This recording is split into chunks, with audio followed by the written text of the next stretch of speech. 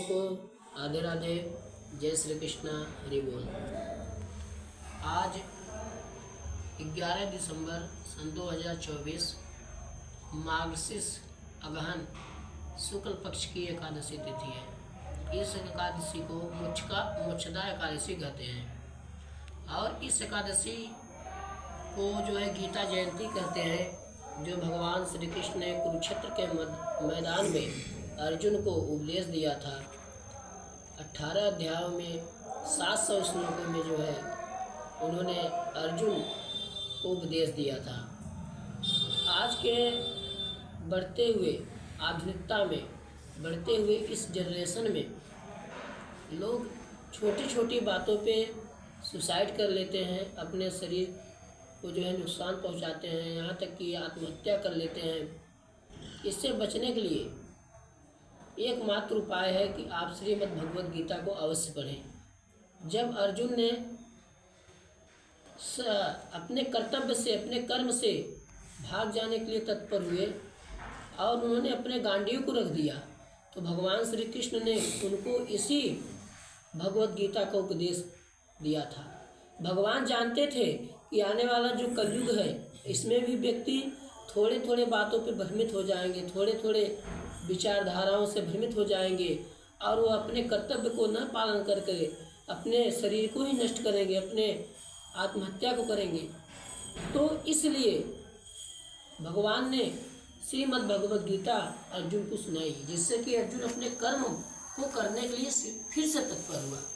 उसी प्रकार से हमारे भी ऐसे बहुत से कर्म हैं जो हम नहीं कर पा रहे हैं, या छोटी छोटी बातों से हम परेशान हो जा रहे हैं। इससे बचने के लिए, अपनी शांति के लिए, अपने मार्गदर्शन के लिए इस श्रीमद् भगवद गीता को सभी देशवासियों से विनम्र हमारा अनुरोध है, प्रार्थना है कि आप श्रीमद् भगवद गीता अवश्य पढ़ें। इसे पढ़ने से हमारे जीवन में अत्यधिक बदलाव आएंगे, भगवान की कृपा प्राप्त होगी और साथ साथ हम इस बात को कर सकते हैं कि हमको क्या सही करना है और क्या नहीं करना है, यानी व्हाट इज राइट और नॉट, मतलब क्या सही है और क्या गलत है, हम श्रीमद् भगवद गीता के द्वारा ही जान सकते हैं।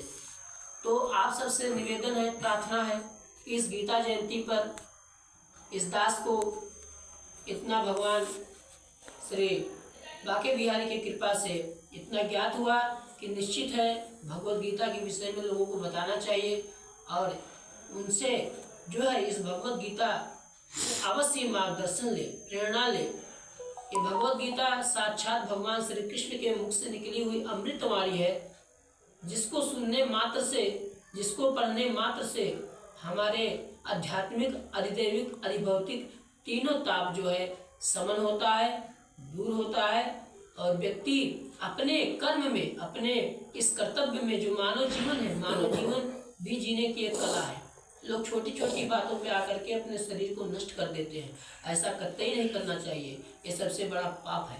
भले से हम भीख मांग के खा ले, कुछ छोटा मोटा करके खा ले, लेकिन आत्महत्या तो करना ही नहीं चाहिए। आत्महत्या करने से हमारे जो परलोक है वो बिगड़ जाता है और हम भूतों प्रेतों की योनियों में चले जाते हैं।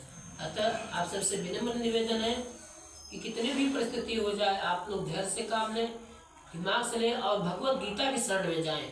आप जब भगवत गीता के शरण में जाएंगे तो श्री कृष्ण के शरण में अवश्य जाएंगे, और जो व्यक्ति श्री कृष्ण के चरण में जाता है, शरण में जाता है, तो भगवान ही उसके सारे रक्षा का ठेका ले लेते हैं, स्वयं रक्षा करते हैं। तो भगवान ने गीता के अंत में एक श्लोकों का वर्णन करते हुए कहते हैं कि गीता क्या है। गीता के विषय में भगवान कहते हुए कहते हैं कि गीता जो है, इसको जो भी व्यक्ति कहता है, सुनता है या सुनाता है, उस सभी का जो है अवश्य कल्याण होता है। इसलिए आप सबसे निवेदन है कि आप सब गीता अवश्य पढ़ें। आप सभी को राधे राधे, जय श्री राम, धन्यवाद।